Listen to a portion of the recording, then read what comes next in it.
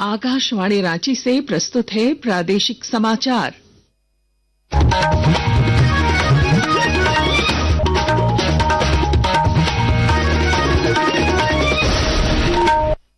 नमस्कार, प्रादेशिक समाचारों के साथ मैं पूनम केरकेट्टा। पहले मुख्य समाचार। उच्चतम न्यायालय ने वक्फ कानून पर नहीं दिया अंतरिम आदेश। पश्चिम बंगाल में हिंसा पर जताई चिंता। आज भी होगी मामले की सुनवाई। राज्य में मंत्री हफीजुल हसन के संविधान को लेकर विवादित बयान के खिलाफ राजधानी रांची में भाजपा का आक्रोश प्रदर्शन आज। मुख्यमंत्री हेमंत सोरेन राज्य में निवेश और विभिन्न क्षेत्रों में प्रौद्योगिकी साझेदारी को लेकर स्वीडन और स्पेन की यात्रा पर कल होंगे रवाना। झारखंड उच्च न्यायालय ने 26,000 आचार्य शिक्षकों की नियुक्ति में देरी पर जताई नाराजगी। 3 महीने के अंदर नियुक्ति प्रक्रिया पूरी करने का निर्देश। और खूंटी में आयोजित राइफल ओपन शूटिंग चैंपियनशिप का हुआ समापन। अलग अलग श्रेणी के विजेता खिलाड़ियों को किया गया सम्मानित। और अब समाचार विस्तार से। उच्चतम न्यायालय ने वक्फ संशोधन अधिनियम 2025 को चुनौती देने वाली याचिकाओं पर सुनवाई करते हुए इस पर कोई अंतरिम आदेश जारी नहीं किया है। इससे पहले केंद्र ने शीर्ष अदालत द्वारा उठाए गए 3 बिंदुओं पर अपनी दलीलें तैयार करने के लिए और समय मांगा था।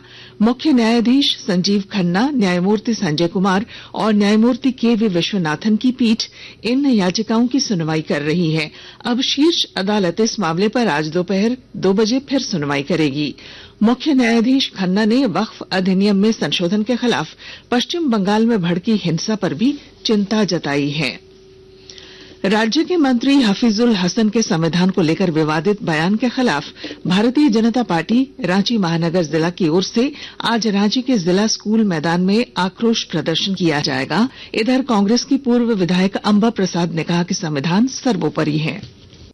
मेरे पार्टी के नहीं है और ना ही वो कांग्रेस के कोई स्पोक्स पर्सन है और कांग्रेस का ये विचारधारा नहीं है। लेकिन उनको ये चीज का एक्सप्लेनेशन देना चाहिए। उन्होंने संविधान का कसम खाया है। जब हम उपासना करते हैं तो दिल से करते हैं और जब हम शासन प्रशासन से संबंधित या न्याय से संबंधित कुछ भी काम करते हैं तो हम दिमाग से करते हैं। क्योंकि अगर शासन प्रशासन न्याय के बीच में अगर धर्म आ जाता है तो वो पक्षपात का प्रतीक होता है और अगर आप दिमाग से संविधान का इस्तेमाल करते हैं तो वो न्याय का प्रतीक होता है।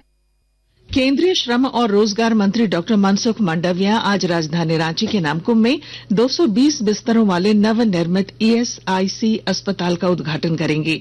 यह अत्याधुनिक अस्पताल झारखंड राज्य में कर्मचारी राज्य बीमा योजना के तहत स्वास्थ्य सेवा को मजबूत करने में एक महत्वपूर्ण उपलब्धि है। कार्यक्रम के दौरान डॉक्टर मंडाविया ईएसआई लाभार्थियों को सम्मानित करेंगे और अस्पताल के निर्माण में शामिल श्रमिकों को सम्मानित करेंगे। राज्य के सभी जिलों में 88 केंद्रों पर जन शिकायत समाधान कार्यक्रम का आयोजन किया गया, जिसमें 2109 लोगों की समस्याएं सुनी गईं और कई मामलों का तुरंत निपटारा किया गया। इधर जामताड़ा में पुलिस उपाधीक्षक संजय सिंह ने बताया कि 72 मामलों पर सुनवाई हुई। जामताड़ा में यहाँ पे 31 शिकायतें आई जिनका समाधान किया गया और कुछ का समाधान प्रक्रिया में है। उसी तरह से नाला में 24 की संख्या में शिकायत आए और उनका भी समाधान किया गया। पबिया में भी 18 शिकायत प्राप्त हुई और वहां पर भी उनका समाधान किया गया। मुख्यमंत्री हेमंत सोरेन के नेतृत्व में 11 सदस्यीय टीम कल स्वीडन और स्पेन की यात्रा पर जाएगी। इस यात्रा का मुख्य उद्देश्य राज्य में निवेश और विभिन्न क्षेत्रों में प्रौद्योगिकी साझेदारी की पहचान करना है। टीम में मुख्यमंत्री की पत्नी और विधायक कल्पना सोरेन सहित कई वरीय अधिकारी शामिल हैं। आकाशवाणी के ताजा तरीन समाचारों के लिए आप हमारी वेबसाइट newsonair.gov.in पर लॉग ऑन कर सकते हैं। ताजा समाचार X handle @AIR news alerts और Facebook page all India radio news पर भी उपलब्ध है। आप प्रादेशिक समाचार एकांश के एक्स हैंडल @AIR न्यूज _ और Facebook page Akashvani news Ranchi, Instagram page तथा YouTube channel AIR news Ranchi पर भी हमारे बुलेटिन सुन सकते हैं। प्रादेशिक समाचार आप आकाशवाणी रांची से सुन रहे हैं। झारखंड उच्च न्यायालय में राज्य के स्कूलों में लगभग 90,000 शिक्षकों की कमी को लेकर दाखिल याचिका पर सुनवाई हुई। इस दौरान मुख्य न्यायाधीश एस रामचंद्र राव और न्यायाधीश राजेश शंकर की खंडपीठ ने 2 से 3 महीने के अंदर आचार्य शिक्षकों की नियुक्ति करने का निर्देश दिया। वहीं एक अन्य मामले की सुनवाई के दौरान झारखंड उच्च न्यायालय ने राज्य के +2 उच्च विद्यालयों में स्वीकृत 1,373 शिक्षकों की नियुक्ति 3 महीने के अंदर करने का निर्देश दिया। पूर्वी सिंहभूम जिले की पुलिस ने चोरी की घटना को अंजाम देने वाले अंतरराज्यीय गिरोह के 6 सदस्यों को गिरफ्तार कर लगभग 10 लाख रुपए मूल्य का सोना बरामद किया है। सिटी एसपी कुमार शिवाशीष ने बताया कि इन चोरों के पास से हथियार भी बरामद हुए हैं। हमें सूचना मिली कि थोड़े अनजाने चेहरे और कुछ लोहा वोहा का सामान लेके घूम रहे हैं, तो इसके लिए हमने त्वरित कार्रवाई करते हुए वरीय पुलिस अधीक्षक महोदय ने डीएसपी सिटी के अंदर एक टीम बनाई और इसमें जो 6 लोग थे उनको डिटेन किया गया। उनके पास से हमें लोहे का सामान मिला, एक देसी कट्टा मिला और जिसके साथ एक जिंदा गोली भी पॉकेट में मिली। इससे हमने काफी कड़ाई से पूछताछ की तो इन्होंने स्वीकार किया कि उन्होंने काफी सारे घटनाओं को अंजाम दिया था, जो कि जमशेदपुर में और आदित्यपुर में जो गृहभेदन की घटनाएं हुई थी उसको इन्होंने अंजाम दिया था।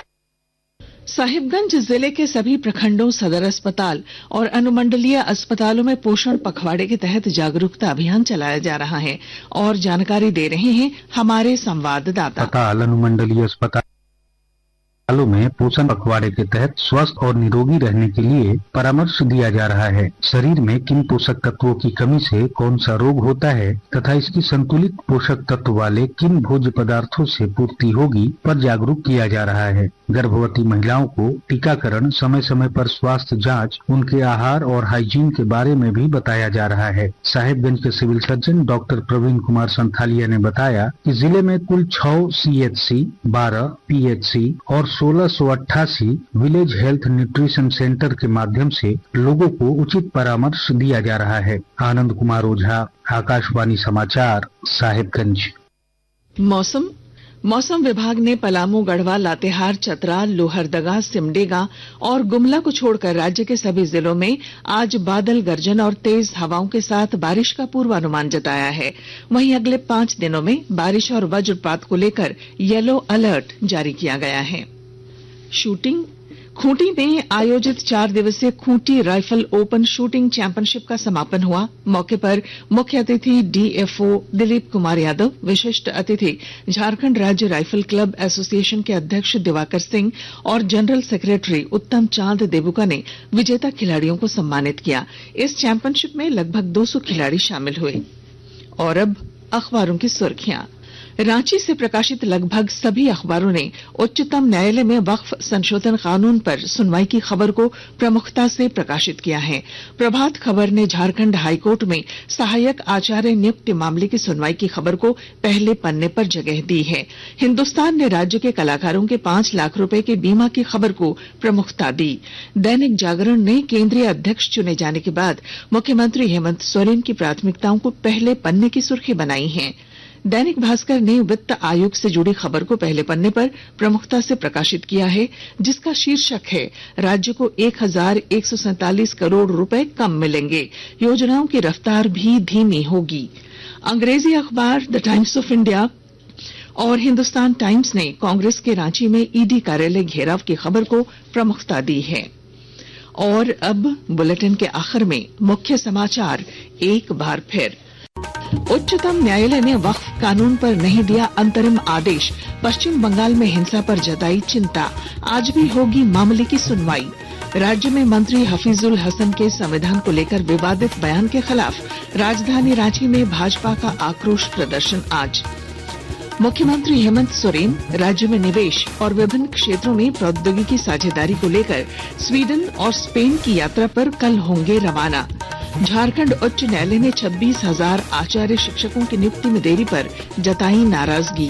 3 महीने के अंदर नियुक्ति प्रक्रिया पूरी करने का निर्देश। और खूंटी में आयोजित राइफल ओपन शूटिंग चैंपियनशिप का हुआ समापन। अलग अलग श्रेणी के विजेता खिलाड़ियों को किया गया सम्मानित। और इसके साथ ही आकाशवाणी रांची से प्रादेशिक समाचार का ये बुलेटिन समाप्त हुआ। अगला प्रादेशिक मुख्य समाचार 10 बजे प्रसारित किया जाएगा। नमस्कार।